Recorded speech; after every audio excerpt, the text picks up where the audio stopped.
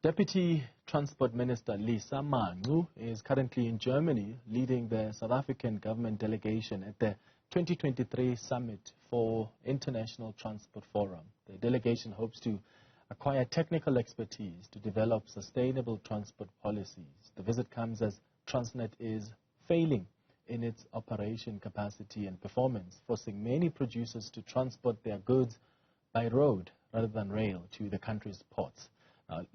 Mangcu, the Deputy Minister of Transport, joins us now live from Germany. Deputy Minister, thank you for making time for us. We have a lot of transport challenges here in South Africa, from issues with our rails, our ports, to road infrastructure. What lessons are being taken from this summit to help improve things this side? Guten Tag to you and to the viewers. Thank you for the opportunity. Couple of lessons are being learned. European Union countries in the main have advanced ahead of us because their economies are well developed. They have evolved in such a way that they have mastered the game of electric vehicles introduction. They have rolled out enough infrastructure to charge these vehicles. They are advanced in the terms of alternative energy to power vehicles, amongst others. So these are the lessons that we are learning as we develop our own policies in those regards. In another area that we are also finding, which you mentioned in your introduction, is that similar to us, they are also battling with the issue of moving freight from road to rail. And we are able to exchange experiences. Most importantly, we are also able to influence them because, for instance, as you introduce electric vehicles in Europe, where do those vehicles that are run on fuel or diesel go to? Most probably they are likely to be dumped in developing countries or developing economies. So those influences we need to take as we are very interested. Those are some of the lessons we are learning here.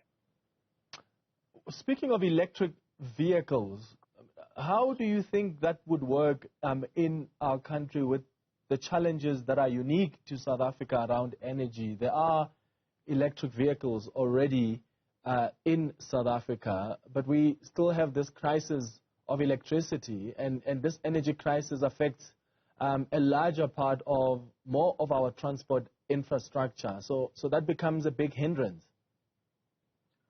Of course it is, but it wouldn't be too much of a hindrance. As you rightfully said, the percentage of vehicles that are already on our roads is very few.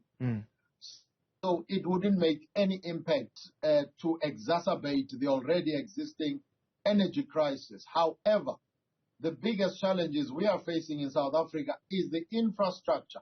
Whether there is energy or not, infrastructure to charge these vehicles. In the instance of Europe, they have advanced very much. You find charging stations almost in every parking lot, outside or inside malls. So this is something that I think by the time we are advanced in rolling it out, there will be already stabilization in our energy. So it's not a major crisis at the moment because there is not too much vehicles. But we are also looking at energy powered, gas powered. Some of the BRT buses are already powered by gas. So we are also looking at batteries, lithium batteries, which can power these vehicles, which are already used in the form of hybrid. So there are many alternative means of powering vehicles without emitting a lot of carbon emissions. Yeah. The impact of our failing transport infrastructure is quite severe for the economy. Transportation, as you know, is quite a key sector for economic growth. You know, you've got producers who need to move their goods to our ports and export markets, and they are struggling. What is being done to fix this? One of the first things that is being done is that the president has directed personally ministers of public enterprises and transport, together with their entities. In this instance, it is Transnet, PRASA, and also SANRAL, to work tirelessly to resolve the issue. What is it that needs to be resolved? The issue of rail that gets to Richards Bay has to be resolved, and there is work that is happening because the terminal in its form is not fully running in the way that it should to export the coal, for instance. The Durban port, also the rail that is accessing them, has already been restored. We should be seeing an increase in the number of trains that are going there. However, Durban needs to be desilted so that the port itself can be deeper to allow a docking of quite big vessels which are able to take coal and so forth. So our biggest challenge which is being attended is the infrastructure, as you said, of Transnet freight rail. And the truckers themselves are saying to us, we cannot move this cargo on the roads. This is not what we intended to do. As you said in your introduction, is it a challenge? Yes, it is a challenge. Is it being addressed? Yes, it is being addressed. And I'm sure within a few months we will see a turnaround. Yeah. There are also issues around transportation. It's also costly to travel for most South Africans relying on public transport. And it doesn't help that the rail network hasn't really been efficient of late. Well, the cost of traveling is more of a historical one than what we are seeing today. With an economy like ours that is not growing at the extent to which it should be growing, obviously the cost of living is high. The families are having less in their pockets or in their purses to be able to spend money, which is affecting all sides. But one of the biggest challenges is a spatial planning issue, because most of the people who are the most vulnerable stay furthest from the places of employment. So it's a systematic issue, and that is why the development closer to the cities is rather a longer-term solution. Now, the conflict within Russia and Ukraine doesn't assist us, because all of a sudden there is a lowering of the strength of our currency. So whilst we are talking transport and whilst we accept that it is getting more and more expensive, it is not really a transport function to resolve that. It is more a bigger economic situation. And transport is part of that finding a solution by getting as much people on the buses that are subsidized as possible. Mm-hmm.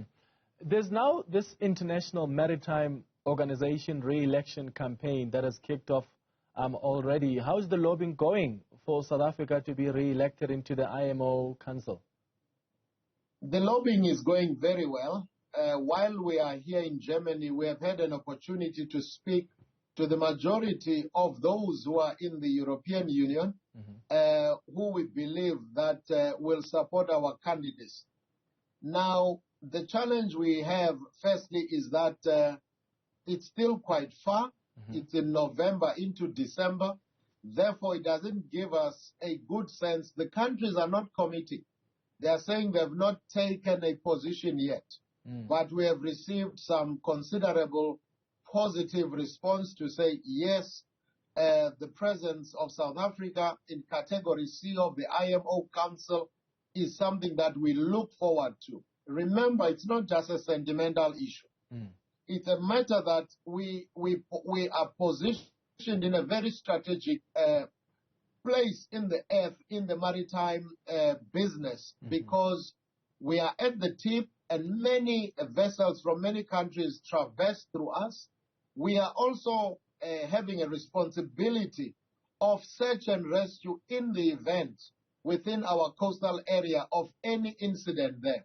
So our presence at the IMO Council becomes very important. We are able to influence policy direction of countries that are part of the Council. Therefore, our presence there is important.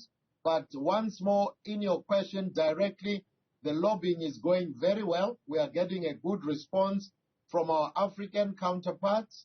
We are also getting good response in EU because they hold a considerable number of seats in the councils. All right. Lisa Mangcu, Deputy Minister of Transport, thank you so much for making time for us.